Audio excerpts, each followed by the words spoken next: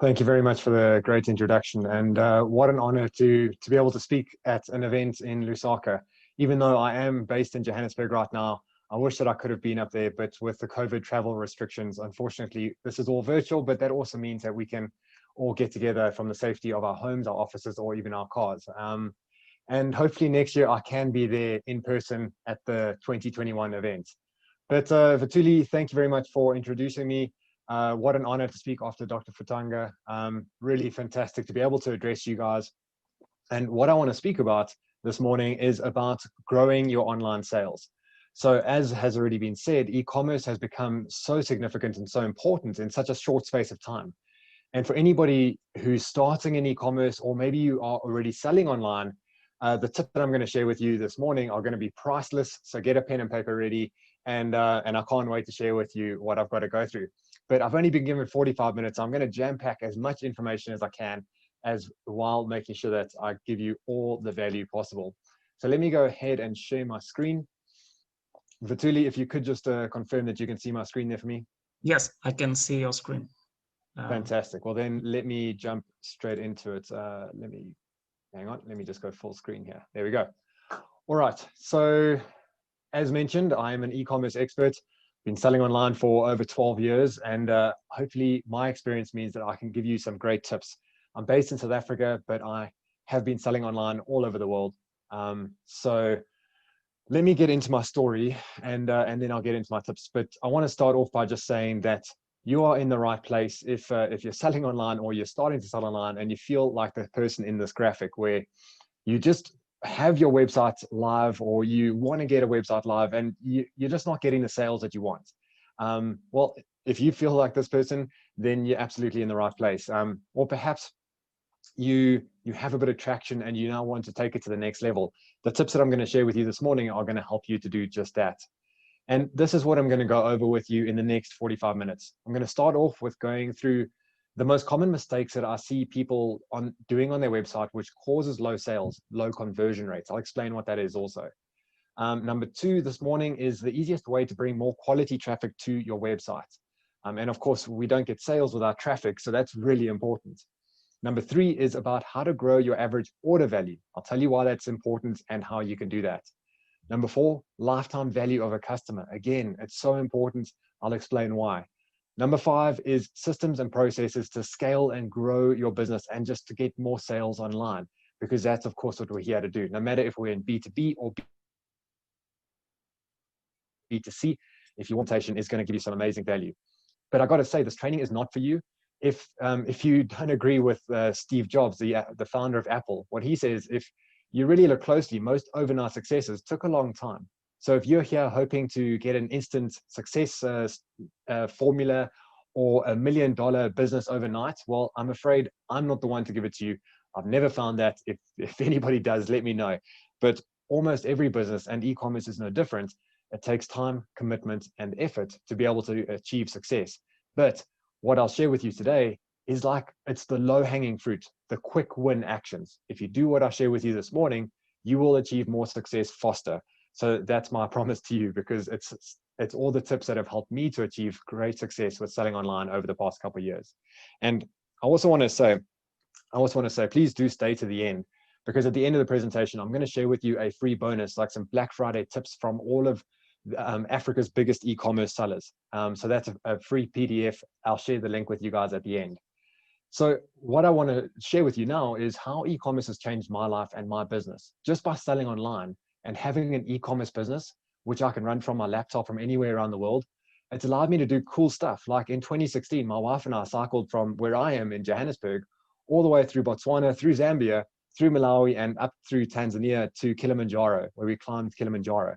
But having the time and the flexibility to do that and just work and run my business from a laptop that sat in my backpack, well, that was amazing. And in case you're wondering, the business name Insaka is actually what you guys know. People in South Africa don't know what that word means, but I got the name. It was inspired by the friendliness of the Zambian people.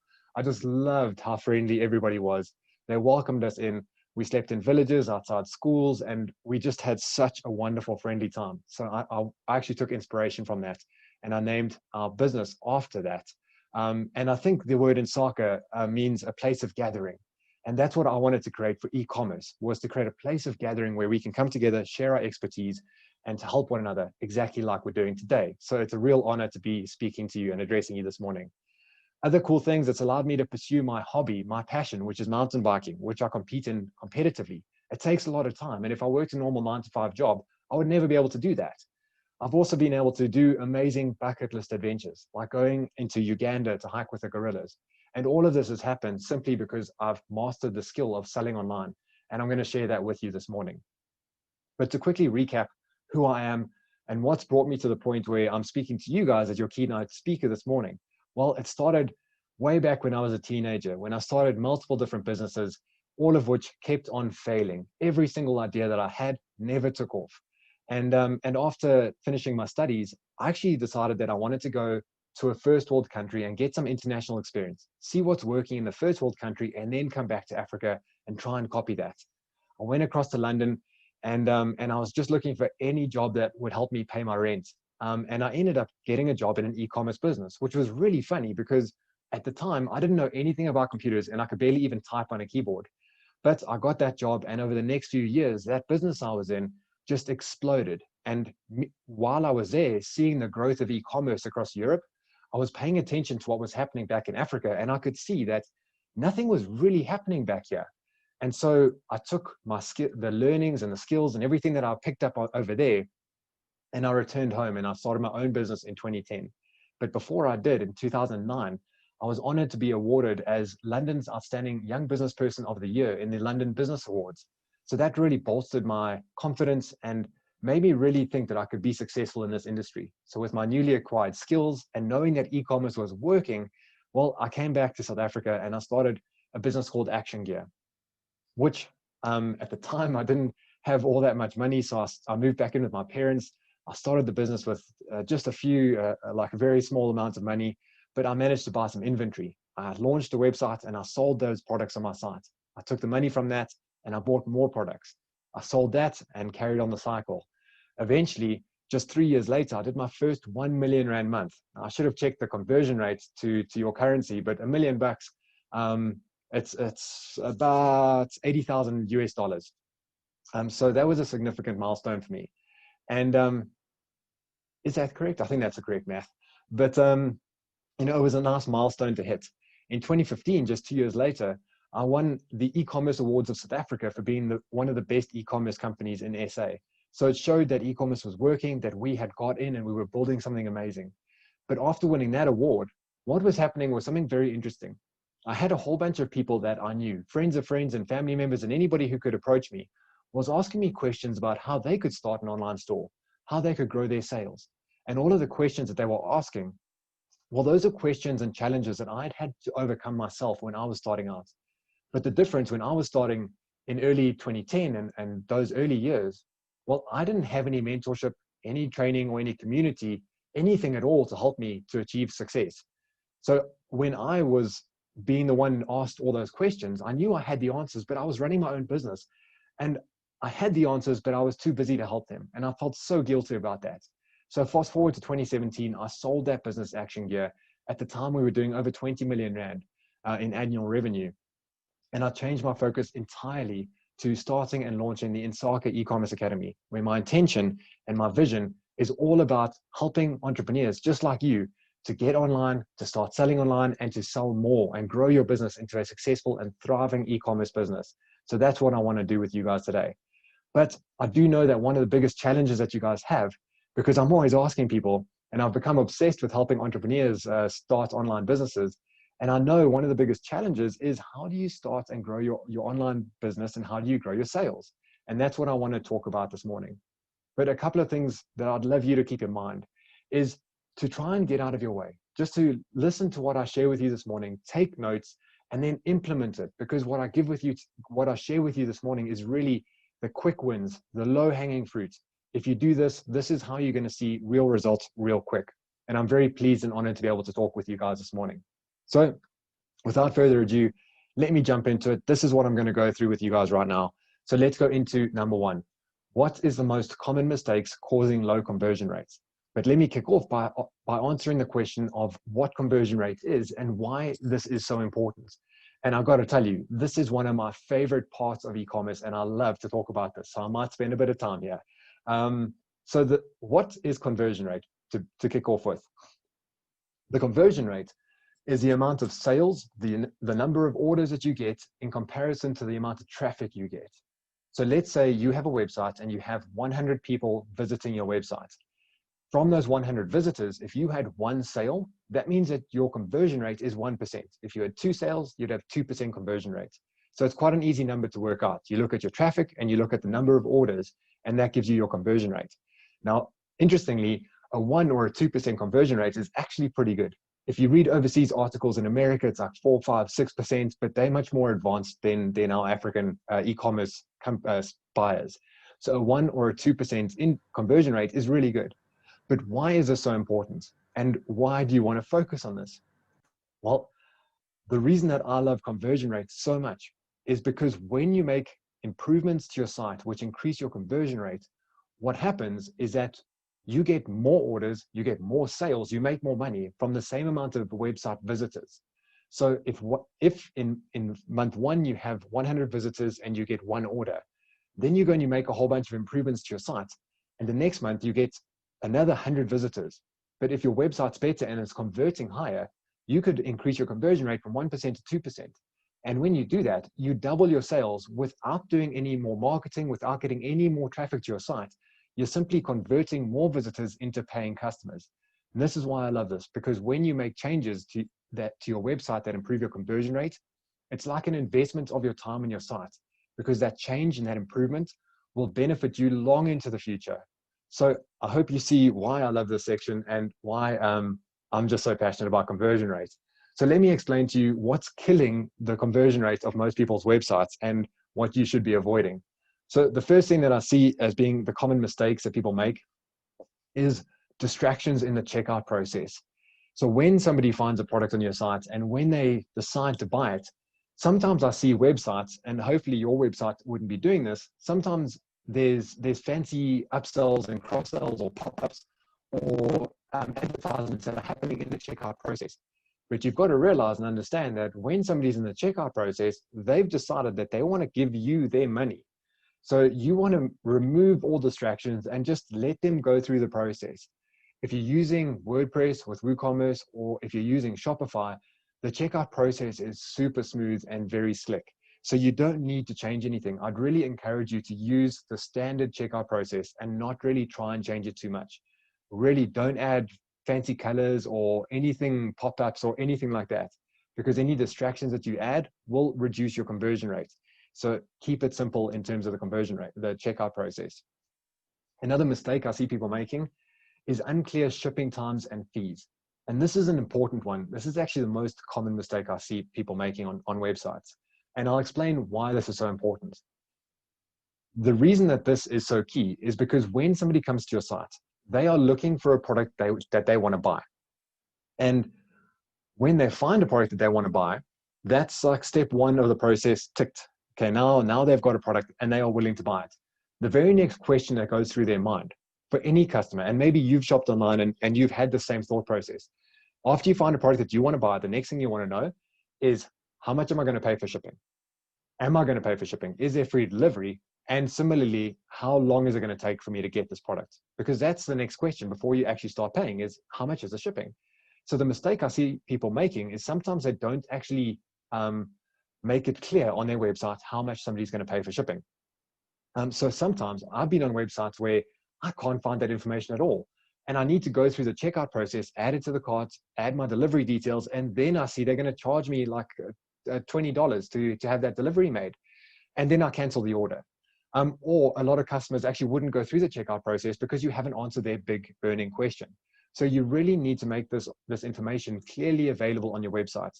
Now, on your website, you often have something called an announcement banner. At the top of the screen, there's an announcement bar. And you can add there to say, shipping on orders over, let's say 1,000 kwacha is X amount, or there's free shipping on orders over X value. So you can really promote what your shipping costs are going to be. If you offer free delivery over a certain amount, which I suggest that you do if you can, then promote that, because that's a wonderful way to get people to bump their orders up to that value so that they get the free shipping. And then they also know it's free shipping, I'm not going to pay. So it addresses this big challenge that I'm talking about here. You also want to give them the shipping times, because they want to know, is it a courier door-to-door delivery? Are they going to get it the next day? Or is it going to take 2 weeks? How do they know unless if you tell them? So you really want to make your shipping terms and conditions, the shipping policy, as easy to find on your website as possible. The most common place is in the footer. You know that menu right at the bottom of the page where there's all those info links? Make sure that your shipping policy is linked up there. And when you do that, then you are addressing this question. You're helping customers to go through the purchase process. So now they've found a product that they want. Now they know how long it's going to take for delivery and how much they're going to pay. So that addresses this question. The next mistake I see people making on this website is too few or too low quality images. Now, when somebody's looking to buy something, let's say, as an example, you are selling handbags. A customer who lands on your website, they may be interested in the handbag, but they really want to see the handbag from different angles. You really, if it's a product that is used by people, you know, you want to include images of that product in use. So a handbag over a lady's shoulder, just so that they can see the true size of it and how it looks on them, and they can visualize how it would look for them. So that's really important too. And if you have low quality images, then that's really going to kill your conversion rate too. It just doesn't look professional. It doesn't help you to make the sale, and people leave websites which have low quality images. Ideally, your images have a clean white background, and it's just super easy. In fact, get your pen and paper ready for this one, because there's a free app that you can use that if you are taking photographs with your cell phone, you can clean out the background by using an app called remove.bg. Remove.bg. It's a free app. It just removes the whole background and makes it white. Your photographs look amazingly professional, just like that. So there's a cool tip for you guys on that one. And guys, if you do have any questions as I go along, please put them in the comments. The moderators will feed them to me at the end. Hopefully I've got time to take as many questions as possible. So let me jump into the next mistake that I see people making in terms of conversion rate. And this one is that the add to cart button doesn't pop. What I mean by that is, what I hope you guys know what the add to cart button is, right? So on a product page, it's that call to action, the button that says buy this product. Normally it says add to cart. And that add to cart button really needs to pop. And what I mean by that is that the color should be different. It should be outstanding. It should be big and bold. And it should almost subconsciously call them to click that button, whether they want to or not. That should be the thing that really pops out on the page. And it does subconsciously draw them to actually click the button. And when you do that, you do get more sales. It's an easy change to make, and it's a really effective one. One of the tests that you can use is if you're looking at your website or anybody else's website, you can use a very unsophisticated test, which I call the squint test. This simply means that you look at the page and you squint your eyes, and whatever pops out of your screen, like if I'm squinting at the slides that's in front of you guys now, and I squint, the number 1, that's what's popping out of the screen to me. So that is what you want to do for your call to action button, your add to cart button. All right. So let's go into the next point here about trust factors. Now, trust factors are so important. And earlier I spoke about this process that customers go through when they're shopping on your site. First, they want to find something that they want to buy. That's step 1. Step 2 is about the shipping. How long is it going to take? How much is it going to cost? Step 3, and the last step, is do they trust your website? I'm sure you have been on a website before where you find something that you want to buy, but you look at the website and you think, no, I don't trust this. I'm not going to put my credit card details into this website. And then you don't buy.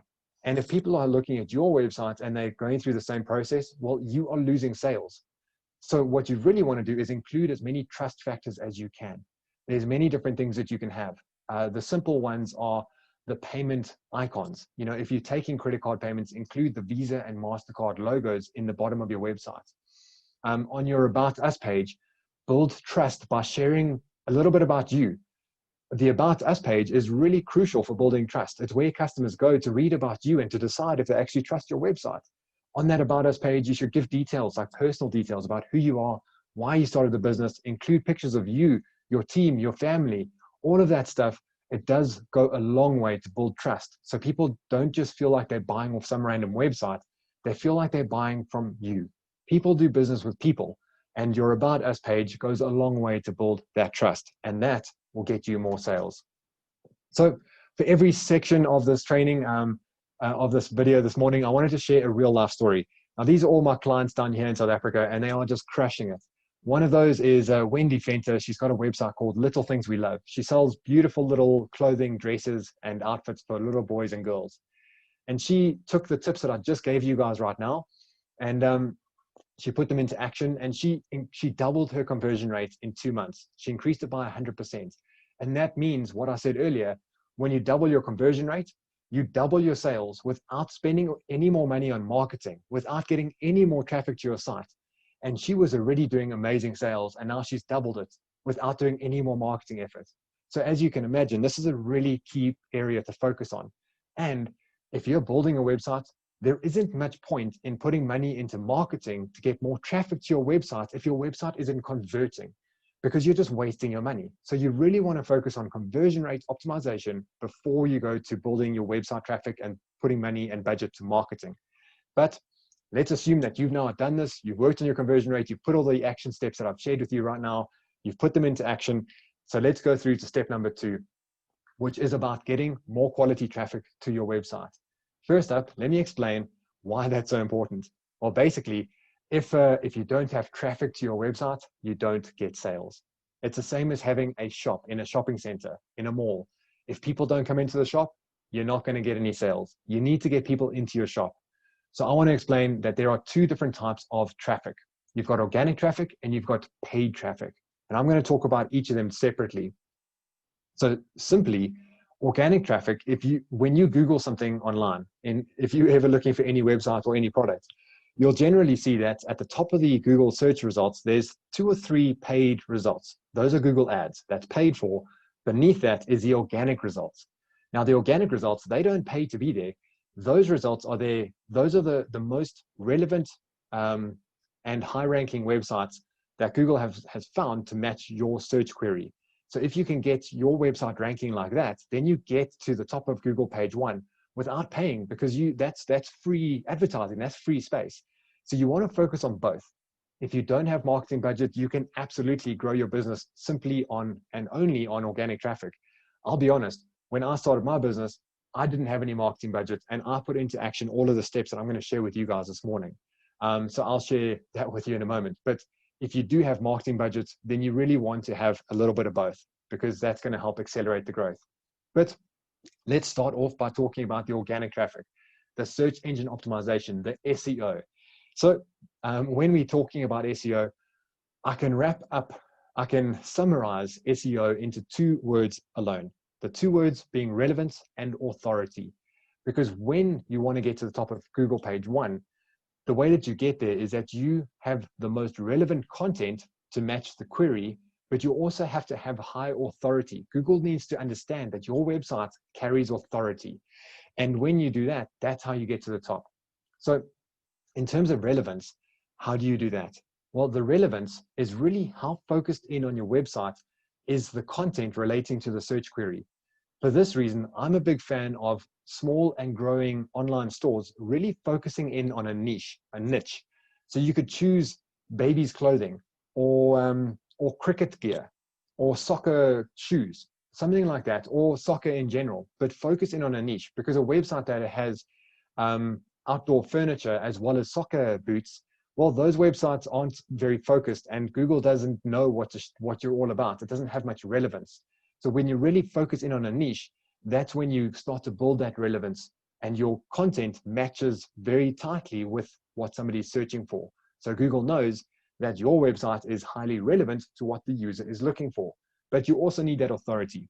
So the authority comes about really by getting your name out there, by doing things like Vituli mentioned that I was interviewed on CNBC Africa yesterday. That's fantastic for my business. It really helps build the authority of of our branding, but also the CNBC website linking back to us. They have massive authority, and now they're linking to our website. So it's wonderful. The best way for me to explain authority is perhaps I wanted a job with the Department of Economics, and I went to the distinguished doctor who opened the ceremony today. And I went in there with a letter, walked into the interview, and I gave him a letter. And that letter said that Warrick is the absolute best person for this role. But the letter at the bottom was signed by my mother. Well, the authority of that letter doesn't carry much weight. But if that letter was perhaps signed by President of South Africa, Cyril Ramaphosa, then the authority of that letter suddenly becomes very highly authoritative. So that's what you want to look for, is finding higher authority brands and websites and getting them to link back to your website. You can do stuff like getting press, like I did yesterday on the CNBC Africa website, or you can guest blog. In fact, that's my next tip, is to write guest blogs. This is the easiest way to build authority for your website and to get that SEO ranking right up to the top. I actually write for the Entrepreneur magazine, which is an international magazine and a great website which carries amazing authority. It's one of the top websites on entrepreneurship. I write for them, and the reason that I write for them is because every time they publish a blog of mine, well, their website links back to my website. Our authority goes up. We go to the top of Google page 1. It's really easy, actually, when you know exactly what to do. Another thing you can do is go and list your business on Google Business. Now, the way that you can do this is quite simply going to google.com/business. And doing this literally puts you on the map. Well, quite literally, this is how you get your business to be on Google Maps. So if you've ever wondered how to get your business to appear on Google Maps, this is how you do it. google.com/business. And what you get is not just the positioning on Google Maps, but you also get that knowledge, what's called the knowledge panel. Whenever you've searched for any business in your area, a hairdresser, a pizza shop, or a school, anything at all, you've probably seen on the one side of the page, there's all that information. There's photographs, there's opening hours, there's contact details, a link to the website, reviews, and so on. That is called the Google Business Listing Knowledge Panel. And the way that you get that is by listing your business on Google Business. And the reason I'm suggesting this to you is because Google loves content created in their own environment. And this content, well, as soon as you do this, and I suggest you do this straight after the conference today, then you will see your website ranking go up almost immediately. So that's a great way to get your organic SEO ranking right up to the top. But I did say that there's 2 types of traffic, so let me speak about paid advertising tips. One of the tips, the most important tip that I want to share with you guys today is, if you haven't already set up your Facebook pixel, please write this down and go and do it this afternoon. What is your Facebook pixel? It is a little bit of code that is given to you by Facebook. And what it does is you put it on your website and it starts to track anybody who comes to your website. And what it allows you to do is that then you can advertise those people. It's really cool. It's really fantastic. And it is like the easiest way to get your advertising right up. So the reason that I want you to do this, even if you're not advertising on Facebook right now, is because it starts to gather information. It starts to record the details of people who come to your site, people who come to your site and leave, people who come to your site and browse around and add something to their cart but don't buy. It also records people who come to your site, add something to their cart, and make a payment. And later, when you want to start advertising on Facebook, whether it's tomorrow or next year, you have all of this data recorded, and you can then advertise directly to the people who have bought from you before, people who added something to the cart but didn't buy, or anybody who's actually been on your website at all. So even if you don't plan on advertising on Facebook anytime soon, please do yourself a favor and go and set up your Facebook pixel today, because that record starts to create all the data that you can then use in the future. The future you will thank today you for doing this. So even if you don't think that you need it anytime soon, please write this down and set it up. One of the fantastic things that you can do with paid advertising, and if you're using the Facebook pixel, is something called retargeting. Retargeting, I'm sure you've seen this. If you visit any product on any website, sometimes you see that product page starts being advertised to you when you go to the news website, when you go to Facebook, or any other website. You see that product starting to follow you around the internet. That is called retargeting. And it's something that works like crazy. It's so efficient. It helps increase your conversion rate. It's so good to be doing. And it's something that you can do too. And if you want to do that, if you want to do retargeting on Facebook, well, you have to have your Facebook pixel set up. So that goes back to point number 1. Now, building your database, your email list, is something that I've added to the paid advertising section. Sometimes people say to me, Warrick, that should be in the free section of advertising, but it absolutely should not be. The reason that I suggest and encourage you to invest in building your database is because the future growth of your business and the future growth of your sales can be attributed to the current growth of your email list, of your database. The more you grow your database, the more people you have to sell to tomorrow. So you can invest in this by doing competitions, giveaways, paid advertising to get people to come and join your email list. Do anything you can to get people, the relevant people, to join your email list so that you can sell to them later on. When somebody buys from you, you can start emailing them the next day. And the bigger your database, the more sales you can get. So this is something that you should really focus on as a strategy. And the reason that I suggest this so strongly is because your email list, your database, is really the only digital asset that you truly own. If you think that you have maybe having 100,000 likes on your Facebook page, a lot of people think that's great. It's not great at all, because Facebook owns that and they can change the algorithm like they do all the time. And suddenly you're not getting the exposure and you can't speak to the people who chose to like your page. Whereas with your email list, you own that asset. If you're using MailChimp and it's not working or you don't like it, you can export your email list and put it into a different platform. You own it, it's your asset. It's the only digital asset that you can own as an e-commerce business. So I strongly encourage you to go ahead and build your database, because that is the strength of your e-commerce business. Something else you can be doing from a paid advertising is lookalike audiences. Now, this is also part of Facebook advertising, and it's super cool to be using. So a lookalike audience is where you take a group of people and you put that group of people into Facebook advertising, and then you ask Facebook to find other people who look alike to these people. So earlier I said your Facebook pixel can start tracking people who come to your site and buy something from you. If you get enough of those people who've bought from you, you can ask Facebook to go and find more people like that and show your adverts to them. It is the most effective form of advertising you can do. It works like a dream. It's amazing how much information Facebook knows about everybody on Facebook. And you can now be the person who's using that information to your advantage. And lookalike audience is absolutely the right way to be doing that. But let me definitely also focus on Google AdWords, Google Ads as it's now called. Google Ads is a fantastic metric or an advertising platform to be focusing on as an e-commerce business owner. Now, if you are starting out with paid advertising, if you've got a small budget or a large budget, if you're starting out from fresh, the way I would encourage you to split your budget is to start out with a 60% split to AdWords, Google Ads, and then a 40% split to Facebook advertising. But what then I want you to do is to start monitoring and measuring and watching the numbers and the statistics, because you can see maybe Facebook ads works really well for you. So you want to put more budget to Facebook ads. Maybe Google ads is working better for you.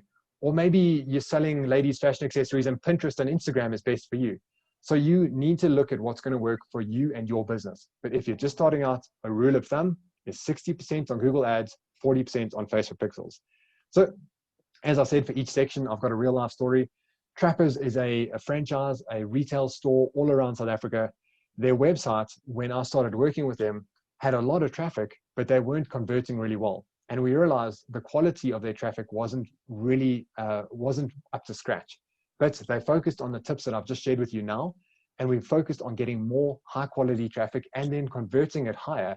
And now their online store is actually their biggest selling store out of comparing to any other of their retail, like their brick and mortar stores. Online is absolutely killing it compared to any of their other stores. And they just use the same tips that I shared with you right now. So let me go into tip number 3 for this morning, which is about average order value. First up, what is this and why is it important, Warrick? Well, the reason that it's important is because firstly, let me explain how to calculate this. So your average order value can very easily be calculated by looking at your total sales for a given month. So let's say last month you did $10,000 and you had 100 orders. So then you take the $10,000 and you divide it by the number of orders that you had. That gives you the average order value. The reason that you want to focus on this as a key metric within growing your online sales is because if you can take that average and you start to just get a little bit higher, then that means that you're going to get more money, you're going to get more sales from the same amounts of orders that you get in a month, because the orders might be the same.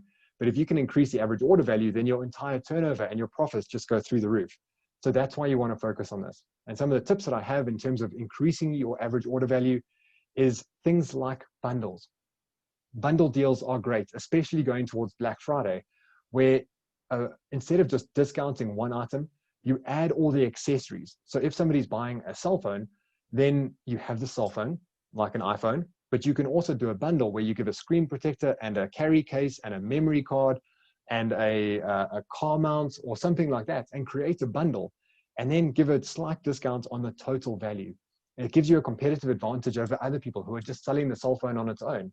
Whereas people come to your website and they see, wow, I want that bundle. That looks like exactly what I need. And they can get a discount when they buy the entire bundle. It's a fantastic way to increase your profits and to increase your average order value. Something else to look at is cross-sells and upsells. The difference between these two is an upsell is when somebody wants to buy I don't actually know which iPhone version we're on, but let's say it's the iPhone 10. An upsell would be to convince them to buy the iPhone 10 Plus. So it's the higher model, it's a higher value, and when they buy that, it increases your average order value. A cross-sell, however, is if somebody wants to buy the Samsung 10, the iPhone 10, then you cross-sell them to also buy relevant accessories. So the carry case, the screen protector, insurance, whatever. And you can just use simple tools and plugins within the e-commerce website platform. It's so easy to do. Something else, if your website is sophisticated, if you're using Shopify, you can start using smart product recommendations. What that means is when somebody's bought from you once, then the software can start sending emails to that customer to say, hey, you just bought the iPhone 10. How about a carry case? How about a screen protector? Or how about insurance? So the system starts sending people emails with recommendations on products that they probably want to buy. And that's a fantastic way to start increasing your order value. Now, free shipping, I mentioned this in the beginning about how important it is to offer free shipping if your business model allows you to do so. But it's a great way to increase the average order value too, because if you can offer free shipping at a certain order value and you make that very prominent on your website, then you'll see for sure customers will add more products to their cart so that they can get to that order values to get the free shipping. So that's a great tool to be using to increase your order value also. One of the real life stories that did this is actually my business, the one that I built up over a couple of years and then sold out of. It was called Action Gear, and I took the screenshot off their website recently. They're still doing bundles and they're still crushing it using these bundles to sell more stuff and to increase your average order value. Let's go through to customer lifetime value. First up, what is it? Why is it important? Okay, cool. So customer lifetime value is the amount of revenue you get from a particular customer. So let's say we do some advertising, we get somebody on our website, they buy from us, and then we never see them again. The lifetime value of that customer is the total value of the order that they placed, that one order, because now we've never seen them again. But what happens if that customer came back again and again and again and again? Well, that means that their lifetime value gets added, like every order that they make gets added on top. When we focus on building that lifetime value, then you start to see that you can actually invest more into marketing, because you know that when a customer comes and shops with you, they're not just going to buy once, they're going to buy 2 or 3 or 4 times. So that means that your return on advertising spend, your return on investment, your profitability of your business just goes up and up and up.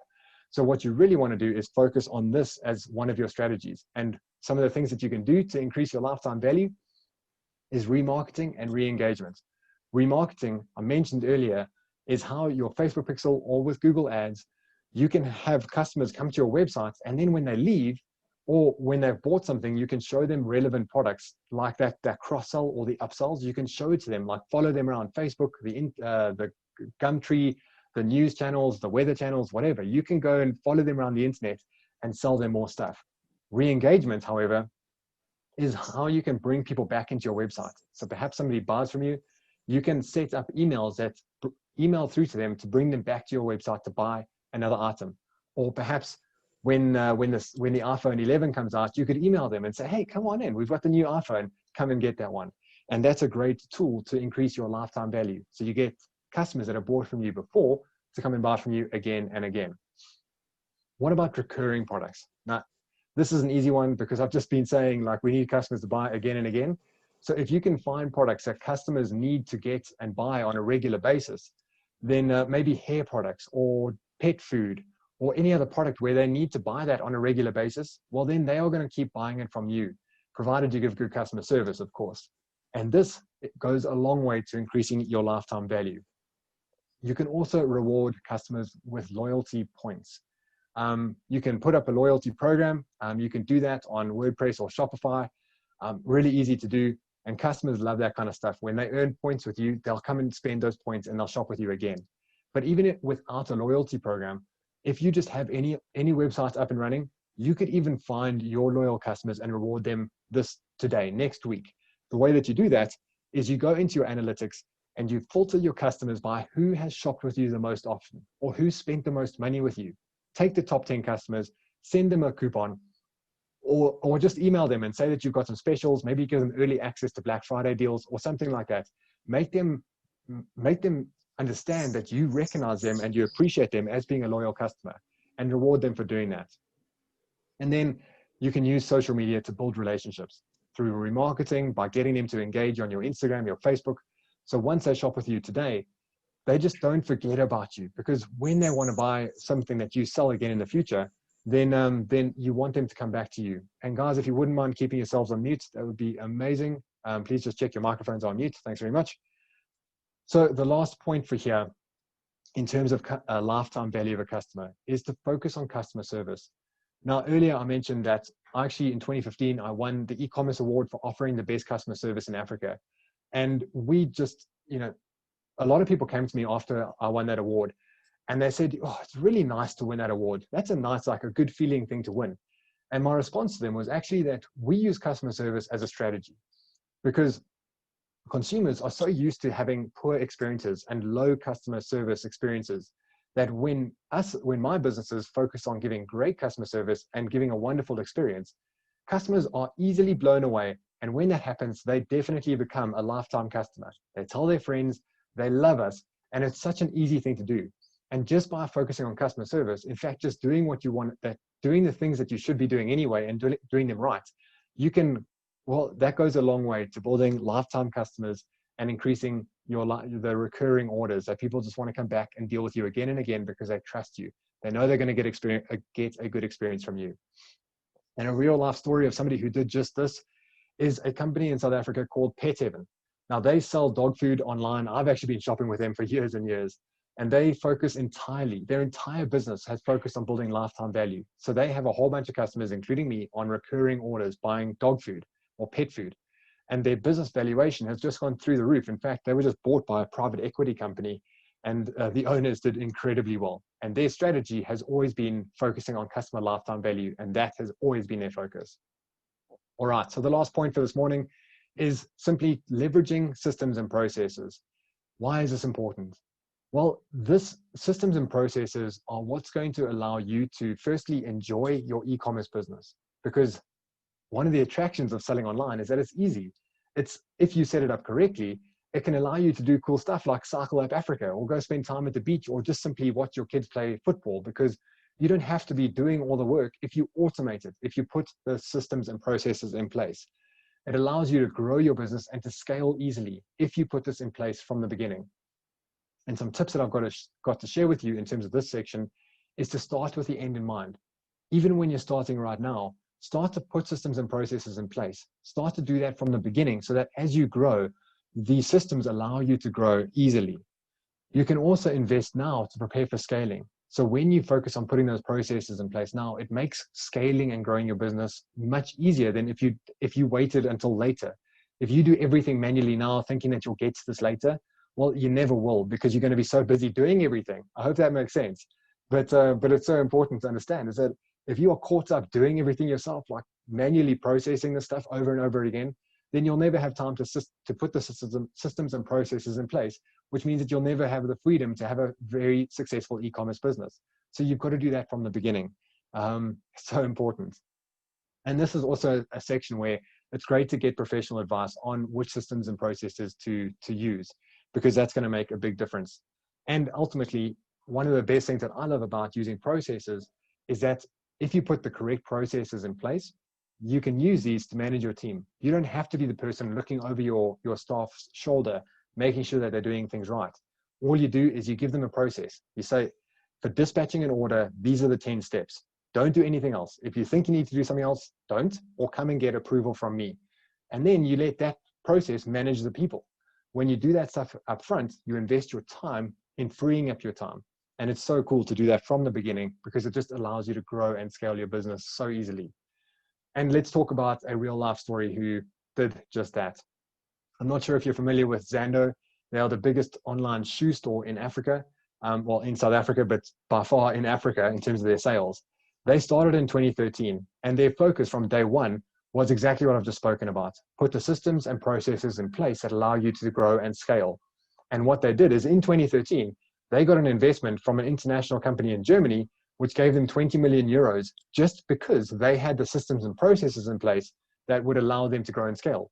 If they didn't have those systems and processes in place, the investors in Germany would never have given them that money because what are they going to do with it? They're not going to grow a business.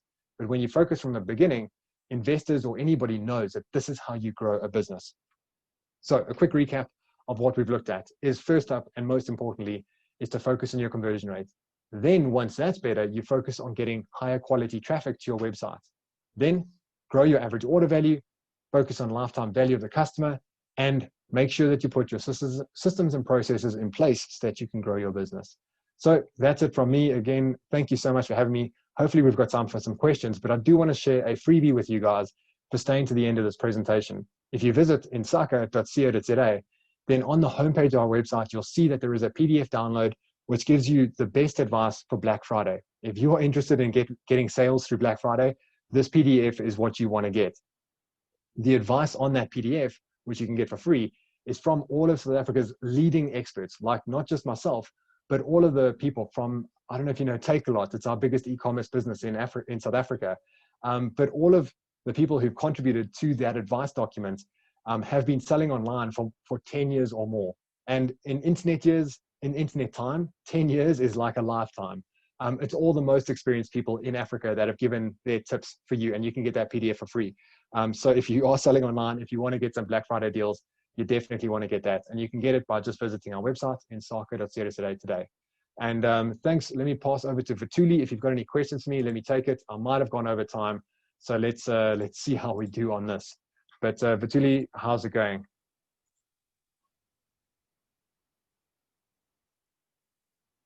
Warrick, thank you for the very informative presentation. My pleasure, Jaffet. Appreciate it. All right.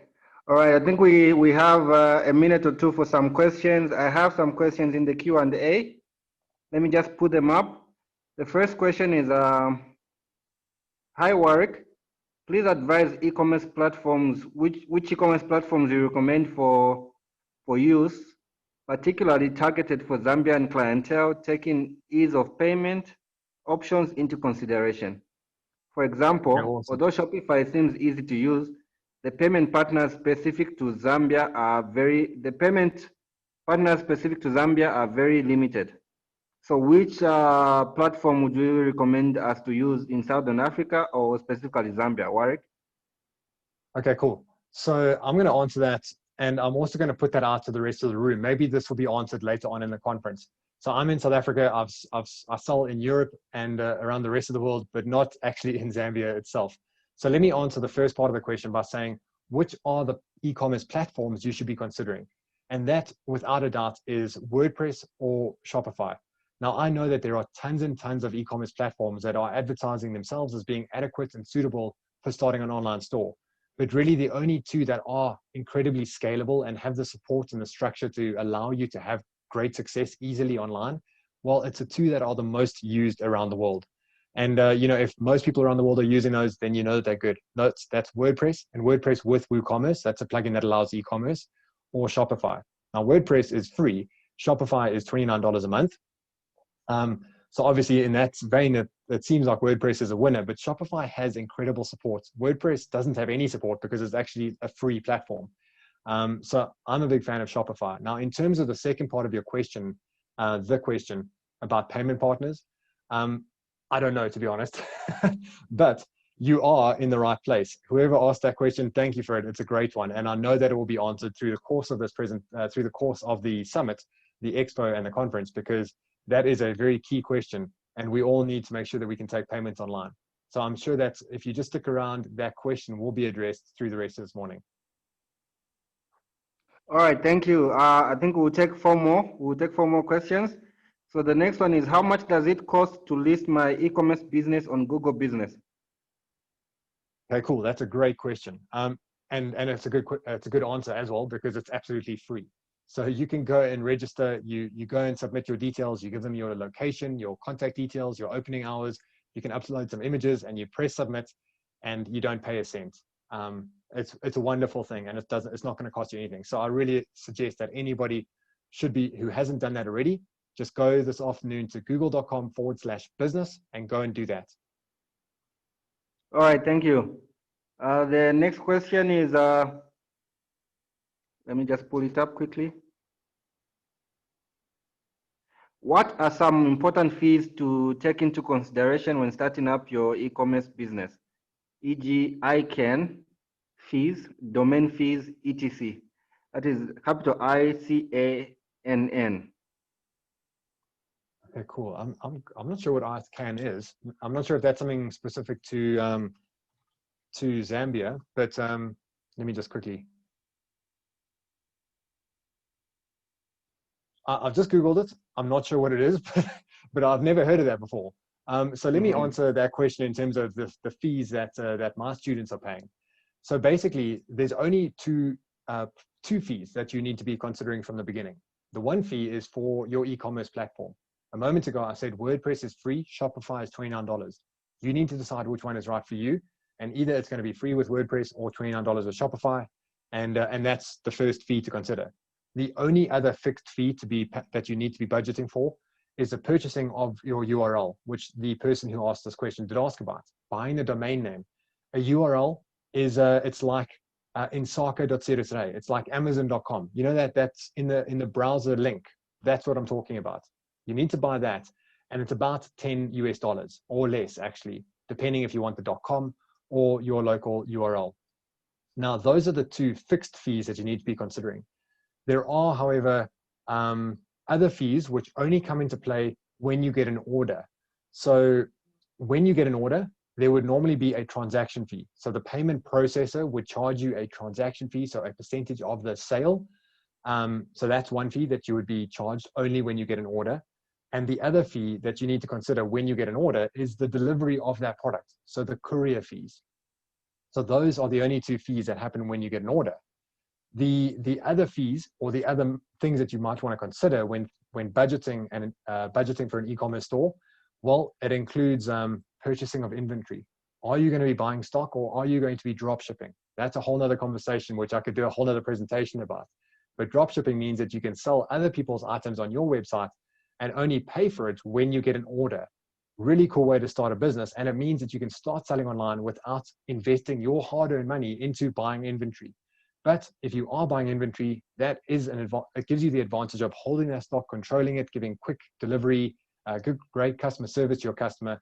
So that's another cost or an investment that you might want to be considering, because this is not cost, this is an investment in a business, right? You're not going to be able to start any business without investing your time and your money into it. And these are the investments that you must be considering. The last thing to be considering is marketing.